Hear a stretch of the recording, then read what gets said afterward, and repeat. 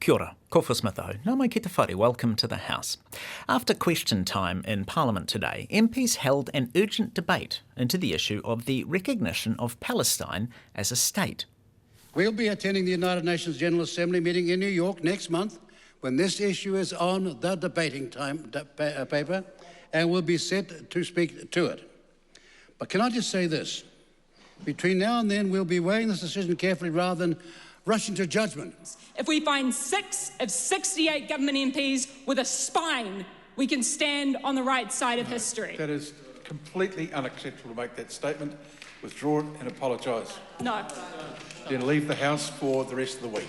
Security must come before politics. There cannot be progress towards recognising a Palestinian state until all Israeli hostages are returned and Hamas is dismantled. Starvation is not a bargaining chip.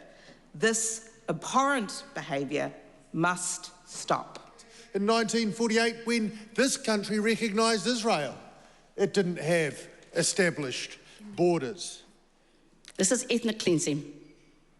This is genocide and apartheid. And I have never been more ashamed to be in the House than I am today.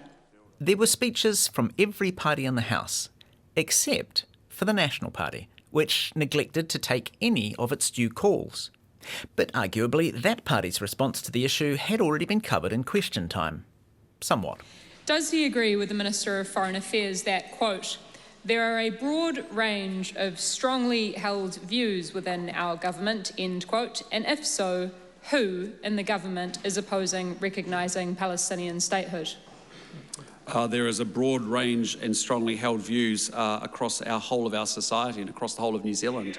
And as you would expect across this chamber, there will be a variance of views as well. You may have noticed that the Prime Minister didn't answer the question. Well, that is not newsworthy. The Prime Minister often avoids directly answering questions in question time, unless they come from a colleague. He tends to answer alternative questions with segues like, what I can say is, or I'll just say to the member. But then many questions are very political and have no good answers. Some of these questions were much more straightforward and could have offered good openings for looking informed or statesmanlike. What is the harm, if any, of recognising Palestinian statehood? Well, it's been a long-standing position of successive New Zealand governments since 1947 to recognise the creation of a state for Israel and a state of Palestine where two peoples can live together in peace and security. That has been a long-standing position of the New Zealand governments over successive of different political parties. The issue is that we need to, as we've said, as you've heard the Foreign Minister say, and it's been a long-standing position, it's a matter of when, not if. But the immediate challenge for the situation in the Middle East is, of course, Hamas must release hostages. As a terrorist organisation, they must release those hostages.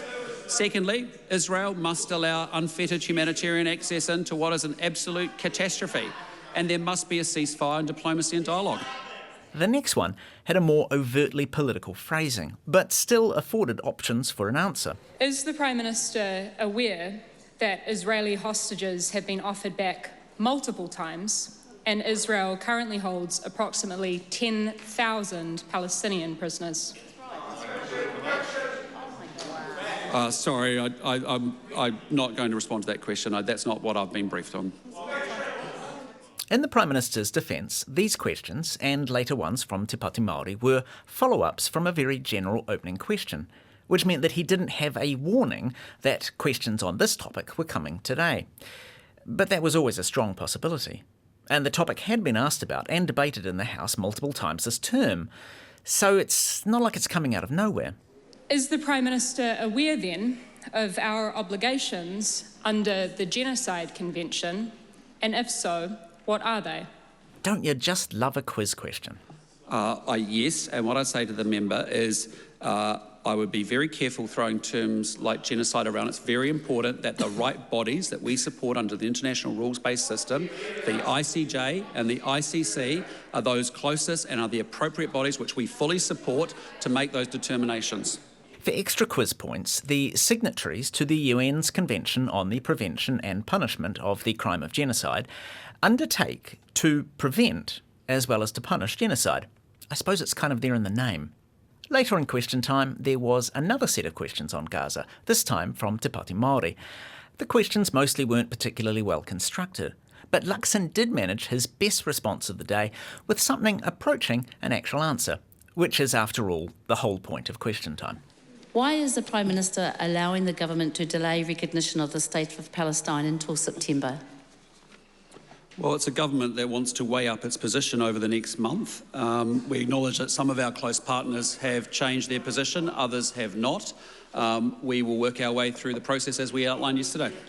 You've been listening to The House at Te Whakaranga Koe ki te Whare. This program is produced with funding from Parliament's Office of the Clerk. Mā te wā.